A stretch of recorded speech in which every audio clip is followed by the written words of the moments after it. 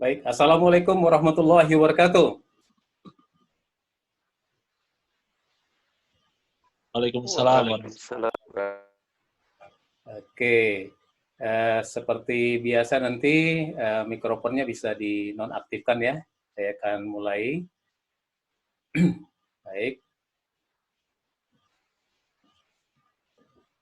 Terima kasih Bapak Ibu. Semoga menjadi pribadi yang bermanfaat. Saya doakan agar Allah memberikan rezeki yang berkah berlimpah, kemudian kesehatan yang prima, anak-anak yang soleh dan soleha, serta kebermanfaatan hidup sampai akhir hayat nanti kita. Insya Allah. Hari ini, seperti janji saya, insya Allah kita akan belajar tentang materi yang kadang-kadang ini materi biasa sebenarnya, tapi saya beri judul adalah Why Parents Must Respect to Their Children Teachers, atau mengapa orang tua harus hormat kepada guru anaknya. Ya, secara umum sih mungkin ya biasa aja, tapi mungkin saya akan gali dalam sudut pandang yang lain ya, insya Allah mudah-mudahan bisa memberikan pencerahan bagi kita semua, termasuk saya. Karena posisi saya guru iya, dan kemudian orang tua juga iya. Nanti materi setelah ini ada, yaitu tentang why teacher have to love to their student like their own child. Yaitu lanjutan dari materi yang hari ini. Mungkin akan saya sampaikan pada tanggal 9 nanti insya Allah. Untuk besok, yang masih belum dapat materi Speak with Positive Vibe, besok saya akan lanjutkan atau ulangi materi ini bagi yang belum ikut pada saat tanggal 5 kemarin. Baik ya. Jadi, why parents must respect to their children teacher. Jadi, anak kita itu adalah investasi capital, dan mereka juga menjadi harapan kita. Nah, dari telaah kondisi dan fakta, maka kita banyak melihat sekarang ini banyak orang tua itu hubungan dengan para guru anaknya itu tidak terlalu harmonis. Ya, ada guru yang dibully, ada guru yang diperkarakan, ada guru yang dipukul, ya, ada guru yang dicemooh dan macam-macam. Padahal ketika kita melakukan pembulian atau penzoliman kepada seorang guru, apalagi itu guru anak kita, maka agak sulit ilmu itu bisa dicerna atau melekat. Ya, kenapa? Karena memang sejatinya seorang guru itu levelnya pada saat dia menjadi guru kita, maka seorang guru itu tempatnya di atas. Ya, siapapun kita. Even kita ini seorang presiden sekalipun. Ya. Oke, kita terusin. Jadi mereka, anak-anak itu adalah menjadi anak kita juga bukan karena keinginan mereka, tetapi mereka ada karena takdir Allah. Ini ada di surat 42 ayat 49 sampai 50 dan di surat 28 68. Ya, jadi artinya apa? Artinya kita punya keinginan punya anak, tapi kehadiran mereka bukan keinginan kita. Tetapi mereka juga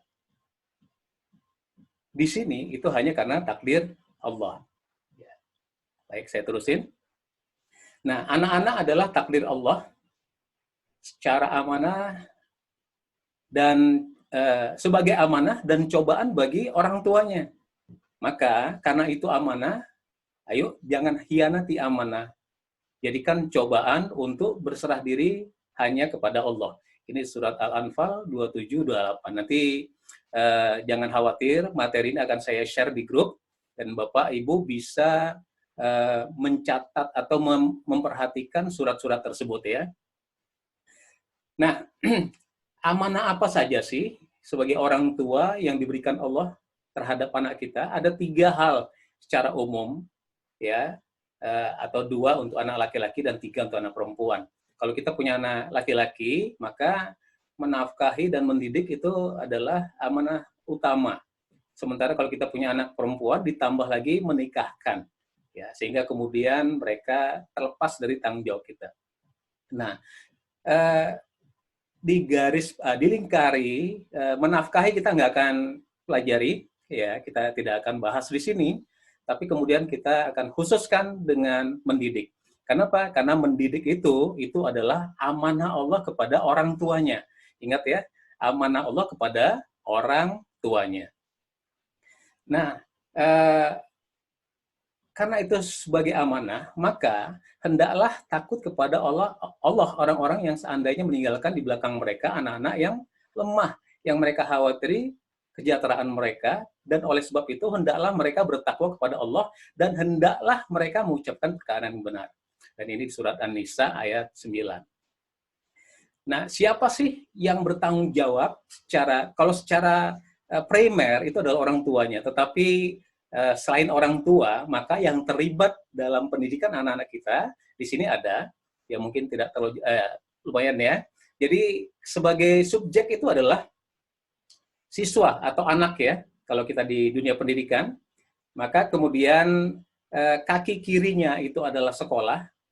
Kita katakan mereka adalah guru-guru ya atau tim sekolah. Kemudian kaki kanannya adalah orang tua, yaitu kita sebagai orang tua yang memilih anak. Kemudian di tangan kirinya itu adalah pemerintah, ya, dan kemudian tangan kanannya itu adalah masyarakat. Jadi ada 4 komponen sebagai supporting terhadap fokus pendidikan siswa. Walaupun tadi sudah kita katakan bahwasanya yang menjadi penanggung jawab utama itu adalah orang tua. Nah, karena ini urusannya pendidikan, maka pendidikan dan ilmu bagi anak, orang tua, guru, dan masyarakat itu dibutuhkan. Ya, sangat dibutuhkan. Kenapa? Nggak bisa yang berpendidikan itu hanya satu. Karena nanti ini sebuah rantai yang kemudian rantai itu nggak boleh putus juga. Nah, bagaimana proses secara alami yang harus kita lakukan sebagai seorang tua dalam mendidik anak? Ya, contoh begini, kalau kita ingin output anak kita itu adalah anak yang soleh ya, kemudian sesuai dengan apa yang diperintahkan Allah, maka di sini ada input yang menjadi salah satu kata kunci kenapa output akan bisa terjadi. Yang pertama adalah input itu apa? Itu niat. Ya, sebagai seorang tua itu harus punya niat yang kuat untuk mendidik anak-anaknya. Apa sih niat kita untuk anak kita? Untuk apa mereka kita didik? Untuk apa mereka hadir ke sini? Untuk apa kemudian kita melakukan pekerjaan ya semata-mata karena salah satu tujuan utama adalah mendidik anak kita. Nah, kemudian input yang kedua itu adalah setelah kita punya niat, maka kita pikirin apa caranya. Mampu nggak kita untuk mendidik sendiri? Kalau nggak mampu, kemana kita harus menyerahkan pendidikan anak kita? Tentu yang kita sesuai, ya, yang sejalan, yang sefrekuensi. Baru kemudian masuk ke dalam proses, yaitu mulai aplikasi daripada pemikiran dan niat kita yang sudah kita tetapkan di awal, ya, sehingga actionnya atau tindakan kita adalah sesuai dengan niat yang sudah kita tetapkan. Nah, tapi action ini tidak selalu mulus. Karena tidak mulus itulah maka kemudian terjadilah drama-drama yang ada di lingkungan pendidikan atau lingkungan sekolah. Ya, seperti yang kita sudah tahu, drama apa sih yang terjadi? Banyak sekali. Maka kemudian drama-drama ini akan menentukan nanti outputnya akan bagus atau enggak. Ya, innama amalu binniyat. Jadi amal itu tergantung bagaimana niatnya. Kalau niat kita bagus, insya Allah sih di prosesnya akan bagus. Nah, output bukan domain kita. Outputnya ada domain Allah, itu yang namanya takdir. Dan kemudian domain manusia itu apa? Domain manusia adalah input dan proses. Nah, di proses ini yang kita akan fokuskan nanti. Bagaimana seorang tua itu berproses untuk mendidik anaknya. Nah, kemudian pertanyaannya muncul, mengapa ilmu harus dicari dan dipelajari? Kenapa harus ada pendidikan? Kenapa anak-anak itu harus dididik? Kan gitu kan, Bapak Ibu? Nah, filosofinya, maka akan terjadi filosofi mempelajari dan mencari ilmu pengetahuan. Kenapa? Karena itu penting. Filosofi pertama adalah semata-mata karena perintah Allah dan Rasul. Ya, jadi mencari dan mempelajari ilmu semata-mata karena perintah Allah dan Rasul. Di surat Al-Mujadalah ayat 11, Allah mengatakan secara garis besar itulah Allah akan mengangkat derajat orang-orang yang beriman di antara kamu dan orang-orang yang berilmu beberapa derajat. Jadi artinya orang yang kurang ilmu dengan yang berilmu itu derajatnya beda.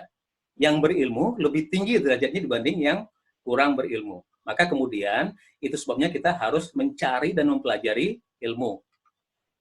Yang kedua di surat At-Taubah ayat 122 Allah mengatakan secara garis besar mengapa sebagian di antara mereka tidak pergi untuk memperdalam ilmu pengetahuan agama. Karena surat ini turun karena pada saat itu hampir seluruh sahabat Nabi itu lebih suka berperang atau berjihad. Sehingga tidak ada lagi yang tinggal di Madinah. Maka kemudian turunlah ayat ini untuk mengatakan bahwasanya wahai manusia, tidak seharusnya kalian semua untuk berperang. Tapi sebagian kalian harus tinggal untuk memperdalam ilmu agama. Nah, kemudian ini masih semata-mata karena perintah Allah ya, di hadis Ibnu Bajah dikatakan bahwasanya mencari ilmu itu wajib bagi setiap muslim. Oke ya, wajib bagi setiap muslim. Itu sebabnya kenapa kita harus sekolah, kenapa kita harus mengalami dunia pendidikan. Nah, kemudian filosofi kedua adalah membuka wawasan tentang ciptaan Allah dan ikro tentang kekuasaan Allah yang tak terbatas. Mungkin saya bisa menyatakan seperti ini. Kenapa surat Al-Alaq itu diturunkan pertama? Ya, dan kenapa itu adalah ikro? Bacalah dengan menyebut nama Rabbmu yang menciptakan. Dia telah menciptakan manusia dari segumpal darah. Bacalah dan Rabbmu lah yang maha pemurah, yang mengajar manusia dengan perantaraan kalam. Dia mengajar kepada manusia apa-apa yang tidak diketahui. Jadi dari surat ini 1-5 aja kita sudah dapat makna yang dalam bahwasanya Allah sudah memerintahkan kita untuk belajar. Ya, Allah mengajari kita apa-apa yang tidak diketahui. Maka kemudian kita harus belajar. Ya, di surat Al-Alaq ini ya. Ini adalah salah satu kewajiban kita untuk belajar. Nah, kemudian di Ibnu Majah juga dikatakan, wahai Abu Zar, keluarmu dari rumah pada pagi hari untuk mempelajari satu ayat dari kitab Allah. Itu lebih baik daripada engkau mengerjakan sholat 100 rakaat. Oke, ini menarik. Menariknya kenapa? Menariknya kok Nabi membandingkan antara mencari ilmu atau mempelajari ilmu itu lebih baik daripada menyembah Allah. Wow, luar biasa. Artinya apa? Artinya mempelajari ilmu atau mencari ilmu itu tinggi sekali tingkatannya. Sehingga dengan mengerjakan sholat 100 rakaat aja, itu masih lebih tinggi tingkatan mencari ilmu. Itu sebabnya kenapa kita harus mencari ilmu. Ya. Kemudian, Yang ketiga adalah agar akal dan kolbu semakin dekat dan takwa ya kepada Allah saja. Di surat Al-Fatir ayat 28 Allah mengatakan sesungguhnya yang takut kepada Allah di antara hamba-hambanya hanyalah ulama atau orang yang berilmu, sesungguhnya Allah Maha Perkasa lagi Maha Pengampun. Jadi kalau orang nggak berilmu berarti nggak takut ya. Bisa jadi ya. Orang nggak berilmu bisa jadi nggak takut. Kenapa? Karena dia nggak tahu apakah harus takut apa tidak. Kenapa? Tidak ada ilmunya. Makanya kenapa disebut ilmu itu derajatnya tinggi. Ya, ulama itu lebih tinggi derajatnya dibanding yang lain.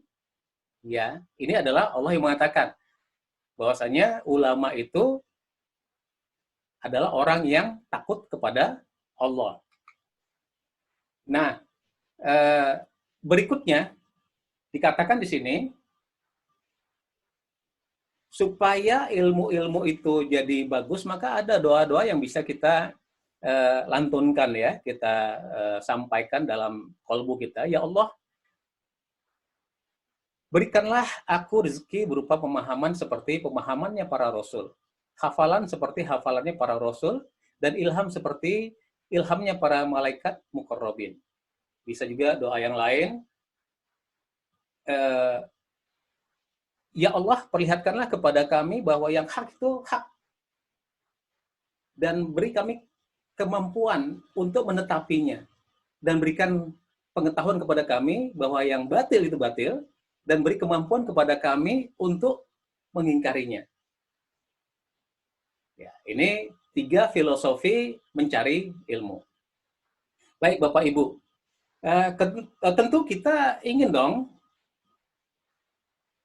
kalau anak kita itu mencari ilmu, ilmu yang berkah, bukan ya? Nah, tapi kenyataannya agak berbeda. Mungkin ini terjadi juga kepada saya, kepada Bapak Ibu semua, selama menjadi orang tua yang punya anak yang sekolah ya. Jadi sebagian orang tua mudah-mudahan sih enggak ya, enggak seperti yang kejadian di banyak tempat. Ya. Orang tua itu kemudian bersikap seperti ini, menganggap kenapa putra-putrinya kok sulit belajar ya? Apa saja sih yang dilakukan gurunya di sekolah? Nah, ini udah mulai nih menyalahkan si guru. Akhirnya ikut campur dan mulai menyalahkan gurunya. Ya. Kadang-kadang kita lupa begitu anak kita nggak bisa apa-apa bahasanya gitu ya. Nah, kemudian yang menjadi sasaran kesalahan itulah guru. Ini pasti gurunya nih. Ini gurunya nih. Ini gurunya nih nggak ngapa-ngapain. Anak saya dibiarin. Oke. Mudah-mudahan di sini nggak ada. Nah, ketika kita berbicara tentang keberkahan, maka di sana ada akhlak yang masuk.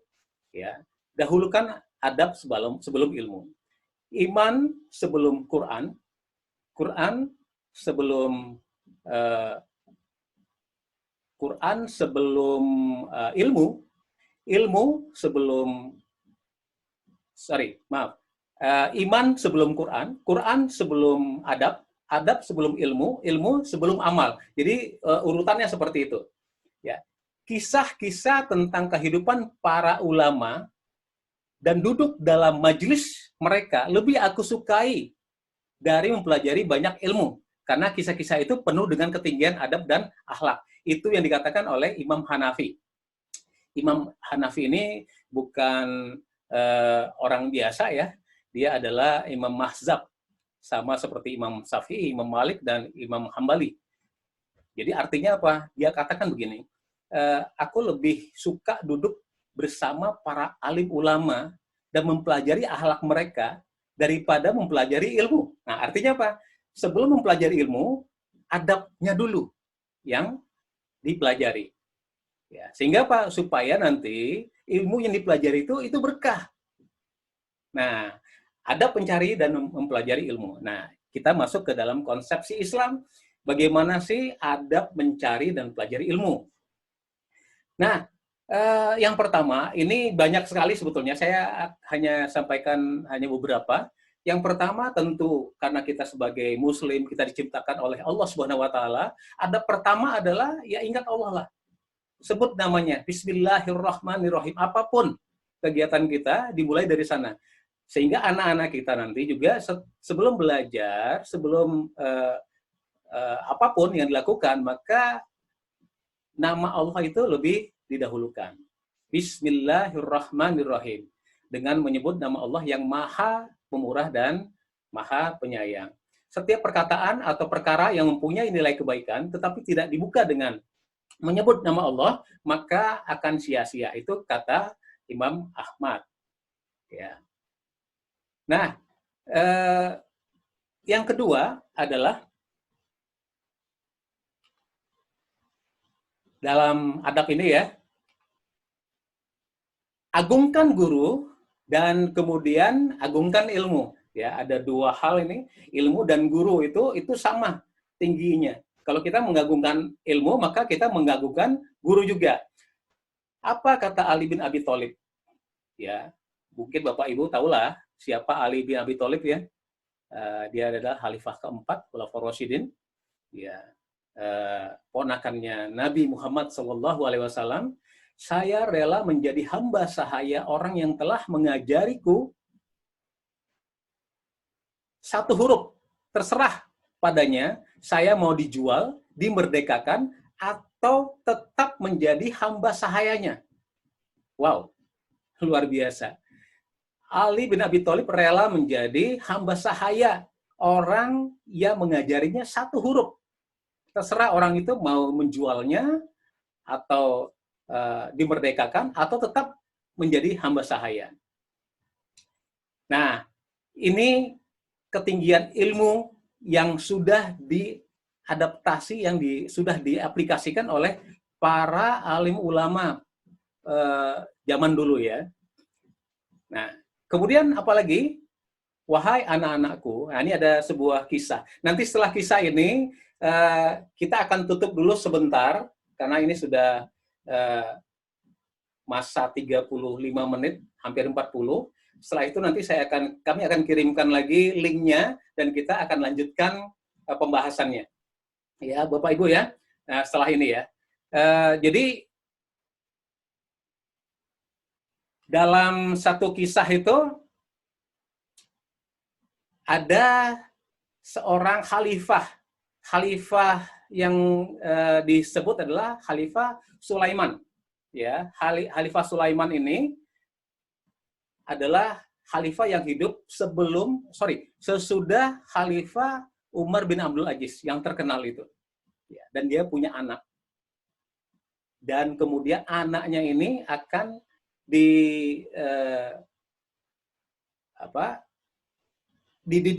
diminta dididik oleh seorang guru.